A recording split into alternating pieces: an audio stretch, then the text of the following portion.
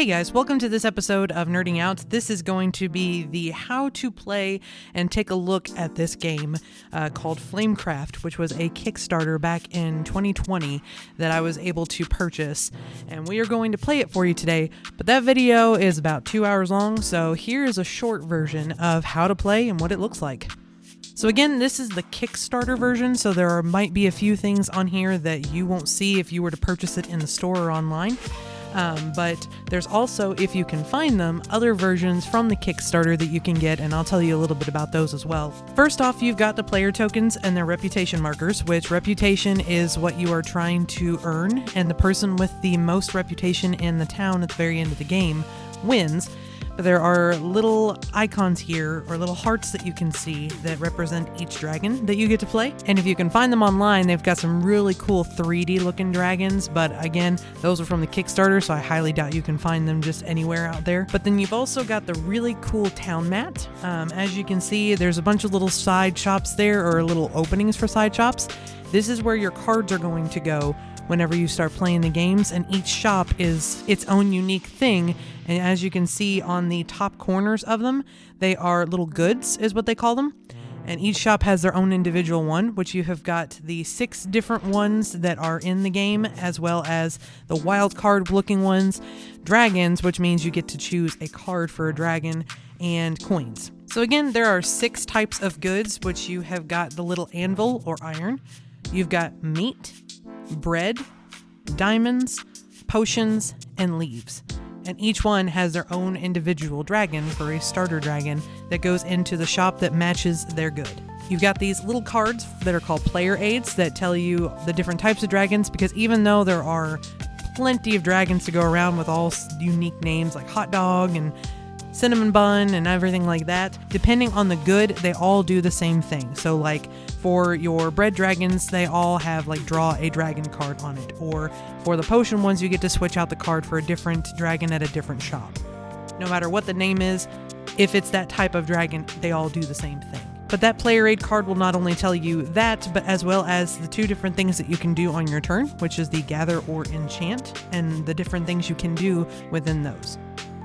Then, of course, you also have the cards that show the shops. You have 6 starter shops and then 28 different shops from there that can open up throughout the game. Then you have your artisan dragons, plus 6 of the starter artisan dragons. You have fancy dragons, which are sun or moon, and depending on which ones that you get, they do different things throughout the game or at the end of the game. You have enchantment cards, which you have the purple ones or the gold ones. The purple one is the one that they recommend for first-time players. The gold ones get a little bit more in-depth on what you can do. Then, of course, you've got your goods tokens, which is what you're getting every time you go into a shop. So they've got those little things there to keep track of how many you can have. You've got your coins and companion cards that go into the gold version of those enchantment cards if you play the harder version. So again, we've already played this game, so I'm going to be showing you some of the bits and pieces of that video to show you what I'm talking about as we're going through this. But when you're done setting everything up, this is what it should look like. So you've got your enchantment cards. There are 5 of them that are in the middle of all those numbers that are going around, which the numbers and the little hearts on the stone pieces are representative of your reputation throughout the game. Then there are 12 shop areas that you can go into. You start with 6, and then as you put on dragons, there's 3 little spots on each of those pieces where you can put a dragon inside of that shop to help it expand and help the town. Once you have 3 of those dragons on that card, you can open up another shop up to 12 different shops on your board. Then you also have the fountain, which has all of your gold inside of it, which you can earn by either getting them on your cards or people. Then you have your fancy and your artisan dragons that are right next to that. And then you have 5 starter dragons, which you can either decide to pull from those that are showing or just try and pull one from the artisan pile. And again, on each of your turns, you are going to each individual shop, and depending on which shop that you choose, such as the Critical Rolls shop is one of the bread shops. It's got the little bread symbol that's on the top of it there, so you would gain the bread good, and then any of the dragons that are attached to that, you would get the goods that they represent. And with those, you can spend those on the enchantment cards, which again, you can see right there in the middle. And those get attached to the shop that matches the good on it. And then you get those as well when you visit it. It gives you more reputation points. So it's really worth it to try and get those in game. Now again, there are two types of the fancy dragons. One is sun, one is moon.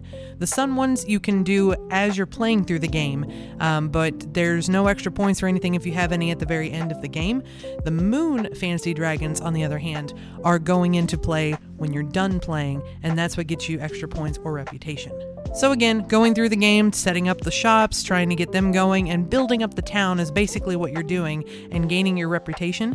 And the more you do, the more you run through the map on here, which again, you can use these little things to show where you are on the map. If you flip them over, they all have 50 to represent that you have been through at least once to 50, and then you can keep going as you gain your reputation points. And the person at the very end with the most reputation wins the game.